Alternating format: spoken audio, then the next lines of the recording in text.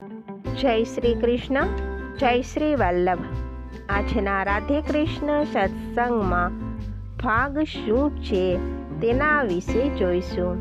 પણ તે પહેલાં આપ રાધે કૃષ્ણ સત્સંગમાં જોડાવા માંગતા હોય તો લાઈક કરજો, શેર કરજો અને સબસ્ક્રાઈબ કરજો, જેથી આવતા નવા તમામ પ્રસંગો આપના સુધી પહોંચી શકે। શ્રી ગોકુલનાથજીનું સ્વરૂપ શૃંગાર રસનું છે। તેઓ પોતાના ભક્તો સાથે નિત્ય રમણ કરે છે। આ શૃંગાર રસ સંયોગનો પણ હોય છે અને વિરહનો પણ હોય છે। સંયોગ શૃંગારનું અલગ સ્વરૂપ એટલે ફાગ છે। વિરહ શૃંગારનું કરુણ સ્વરૂપ એટલે વિઘ્નપતિ છે। વસંત જો વિવાહ હોય તો ફાગ મસ્તી ભર્યો પ્રણય છે। પ્રકૃતિમાં વસંત ખીલી હોય, આંબે મંજરી મોહરી હોય, કોયલ ટહુકતી હોય અને મોર કળા કરતો હોય, વાતાવરણ પુષ્પોના કારણે રંગબેરંગી બન્યું હોય તો સૌ કોઈના દિલમાં અવનવો ભાવ તરંગો ઉઠે છે। રોમે રોમમાં રણકાર રણજણે છે। ચોપાસ આનંદનો ગુલાલ ઉડે છે। વસંતે મારેલા કામદેવના બાણની અસર આનંદદાયક પીડામાં અનુભવે છે। આ આનંદદાયક પીડા એટલે ફાગ।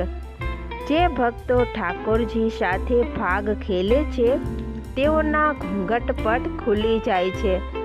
તત્પૂરતી લાજ પણ શરમની મારી શરમાઈ જાય।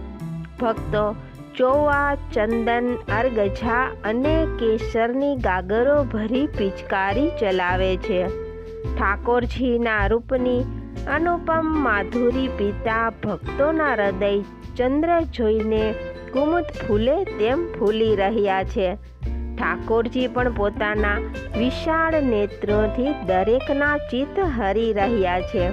સુંદરીઓ ચારે બાજુ બેસીને મધુર રાગે ગાય છે, વાજા વગાડે છે, નૃત્ય કરે છે અને અબીલ ગુલાલ ઉડાડે છે। ગુલાબના ગુલચા ફેંકે છે અને રંગરોલ કરે છે। અપાર આનંદની આ લીલા પરમ રસથી ભરેલી છે। ભક્તોના ભાવના રંગબેરંગી છાંટણા પડે તે માટે વસંતના રંગનો શ્વેત વાગો ઠાકોરજી ધારણ કરે છે। રંગ ભાવનું સ્વરૂપ છે, ગુલાબ આનંદનું સ્વરૂપ છે, રસ સ્નેહનું સ્વરૂપ છે અને ફાગ પ્રણયનું સ્વરૂપ છે। ફાગ એ ધૂળેટી નથી, ફાગ આત્માનું પરમાત્મા સાથેનું અમર્યાદિત અભિસરણ છે। ફાગમાં રંગાવું કોને ન ગમે? જે જીવ રંગાય છે તે દૈવી છે અને નથી રંગાતો તે આસુરી છે। તો આ સાથે જ આપણે આજના રાધે કૃષ્ણ સત્સંગના અહીં વિરામ આપીએ। ફરીથી મળીશું નવા પ્રસંગો સાથે।